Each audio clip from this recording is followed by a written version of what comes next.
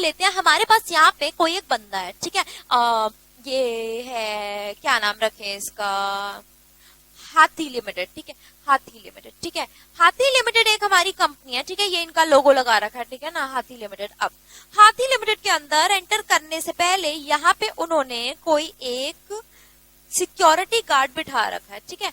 अब ये जो सिक्योरिटी गार्ड बिठा रखा है, अब आप अगर यहाँ पे आपका एडमिशन हो जाता है, या फिर सॉरी एडमिशन नहीं, आपका अगर कहता है कि आपको जॉब मिल जाती है यहाँ पे, ठीक है, तो आप देखो एक छोटे से हो, ठीक है, आप इस कंपनी के अंदर एंटर करना चाहते हैं। देखो ऐसे बहुत सारे लोग होते हैं जो कि एंटर करना चाहते हैं, ठीक है। अब ये जो गार्ड बैठा है ये चेक करेगा कि आपके पास आईडी कार्ड है या फिर नहीं, ठीक है। इनफैक्ट जब आप नई नई किसी भी कंपनी के अंदर जॉब लेने के लिए जाओगे तो आप कभी भी ना ऐसे मुंह उठा के नहीं जा सकते, भैया हम जॉब लेने के लिए आए हैं, ठीक है। आपको प्रॉपर लेवल पर आप अपना रिज्यूम फॉरवर्ड करते हो, ठीक है, सीवी फॉरवर्ड करते हो, और उसके बाद सीवी फॉरवर्ड करने के बाद आपके पास आपका सीवी अगर सिलेक्ट होता है तो आपको बुलाया जाता है फॉर जॉब। अच्छा, इसी बात से एक बात याद आई, अब आप लोग जब अपना ग्रुप 2 क्लियर करने के बाद या फिर ग्रुप 2 क्लियर करने से भी पहले अगर जॉब के लिए इंटर्नशिप के लिए अप्लाई करोगे, प्लीज अपने सीवी का बहुत ज्यादा ध्यान रखना, सीवी को कैसे बनाना है, ठीक है। पर्सनल अटेंशन की रिक्वायर्ड है विद रिस्पेक्ट टू सीवी, ठीक है। किसी बड़े की हेल्प ले लो, नहीं तो अगर कोई भी तुम्हारी हेल्प नहीं करता, do not worry at all, आप मुझे व्हाट्सएप कर दो सीवी, मैं उसमें चेंजेस करके आपको वापस भेज दूंगी, ठीक है। मैं बहुत सारे जो अपने पुराने स्टूडेंट्स भी उनके सीवी वगैरह करेक्ट करके देती हूँ, ठीक है। Reason being I know how to present a CV in corporate world, ठीक है। तो प्लीज सीवी में बहुत कुछ आपके डिपेंडेंट होगा in case of your articleship, ठीक है। प्लीज ये थोड़ी थोड़ी बातें मैं आपको बताती रहूंगी with respect to internship and articleship, reason being ये बहुत ज्यादा रिक्वायर्ड है। आगे देखो, अब हम लोग वापस आते हैं अपने इस एग्जाम्पल के ऊपर। अब यहाँ पर हमारी कंपनी में रूल बना हुआ है कि जो भी बंदा एंटर करेगा वो आईडी कार्ड दिखाए बिना एंटर नहीं कर सकता, ठीक है। या फिर आपको अपना आईडी कार्ड, या फिर क्या हो सकता है एक कोई फिंगरप्रिंट की मशीन, ठीक है। अब मैंने यहाँ पे अपने एग्जाम्पल के लिए लिया आईडी कार्ड के बिना एंटर नहीं हो सकता। तो जो यहाँ पर बैठे हुए थे भाई साहब, कौन है ये मेरे भाई साहब, ठीक है, ये है हमारे भाई साहब जो कि गार्ड है, ठीक है। अब ये रूल बना हुआ है, इन रूल के अकॉर्डिंग इन भाई साहब को चेकिंग करनी है। क्या करनी है? चेकिंग करनी है। अब ये रूल बना हुआ है, इसका मतलब क्या है? Design, internal controls are designed, ठीक है।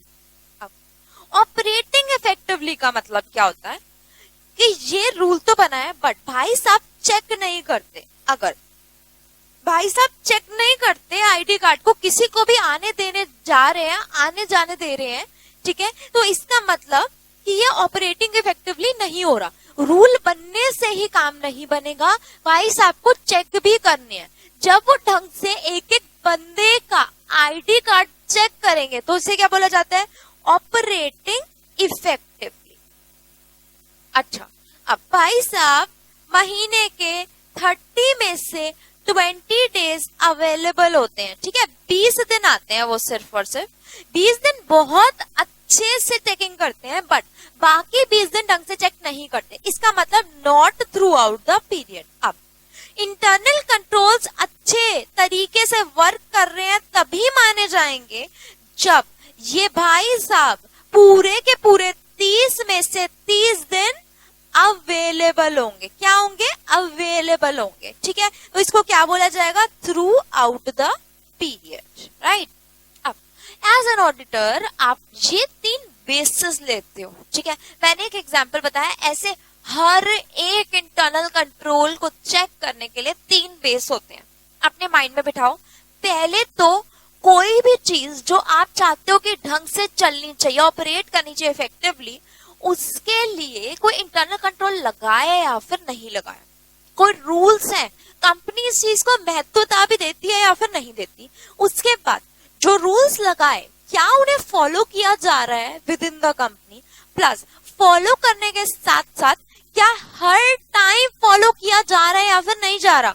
ऐसा तो नहीं है कि जब हम लोग जाते हैं कंपनी में तभी वो लोग इंटरनल कंट्रोल्स को फॉलो कर रहे हैं, तब बात नहीं बनेगी। ठीक है, तीन चीजें समझ आती हैं, design, existence, operating effectiveness through out the period. ऐसे ही अब अकाउंटिंग सिस्टम को चेक करने के लिए हम तीन चीजें चेक करते हैं, कंप्लीटनेस, एक्यूरेसी, वैलिडिटी। ठीक है, to examine accounting data with respect to transaction, balances and disclosures. देखो, सबसे पहले जो भी ट्रांजैक्शंस है वो पूरी होनी चाहिए, कंप्लीट होनी चाहिए, कुछ भी छूटनी नहीं चाहिए।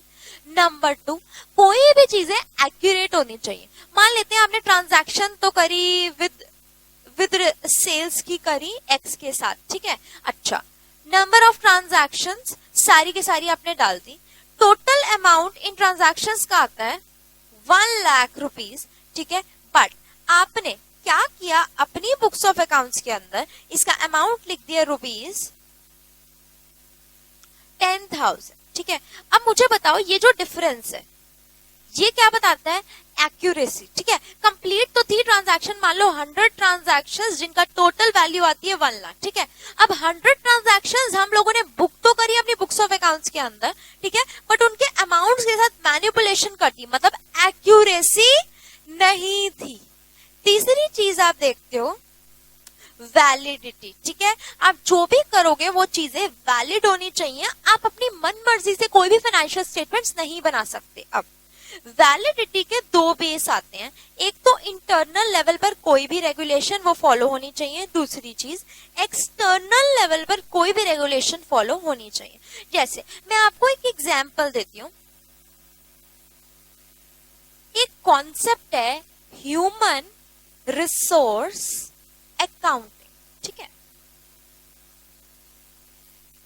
ह्यूमन रिसोर्स अकाउंटिंग एक बहुत बड़ा कॉन्सेप्ट है जिसकी वैल्यू बहुत ज्यादा है फॉरेन कंट्रीज में, हमारे इंडिया में नहीं। कहां पे, फॉरेन कंट्रीज में। मतलब ये कॉन्सेप्ट कहता है कि जो आपके एम्प्लॉइज है ना, वो क्या है आपके, वो है आपके एसेट्स। आपके एम्प्लॉइज आपके एसेट्स हैं, अगर वो आपके एसेट्स हैं तो वो आपके फाइनेंशियल स्टेटमेंट्स का पार्ट होना चाहिए। मतलब अगर आप बैलेंस शीट पीएनएल बनाओगे तो एसेट्स के अंदर क्या लिखना चाहिए आपको, एम्प्लॉय। ठीक है, और उसकी जो भी वैल्यू जनरेट होगी कंपनी को, वो वैल्यू यहाँ पे आनी चाहिए। अब ये कॉन्सेप्ट आपने सबसे पहली बार शायद यहीं पे सुना हो। ठीक है, अब आपको क्या लगता है एक एक एम्प्लॉय की वैल्यू कैसे जज करते होंगे? ठीक है, ये अगेन सीए फाइनल के अंदर आप लोग पढ़ोगे वैसे, बट हमारे इंडिया के अंदर ह्यूमन रिसोर्स अकाउंटिंग ऐसे एसेट्स का पार्ट बनाना एम्प्लॉइज को is never considered to be valid. ठीक है, ये चीज वैलिड नहीं है जो मैंने आपको बताई इंडिया के अंदर, पर फॉरेन कंट्रीज के अंदर वैलिड है। तो आपको एज एन ऑडिटर देखना है, सिर्फ इतना मत देखो कि कौन सी चीजें ठीक है कौन सी चीजें गलत है, प्लीज इस पर भी ध्यान दो कौन सी चीजें वैलिड है। Validity plays a very very important role, right? अच्छा,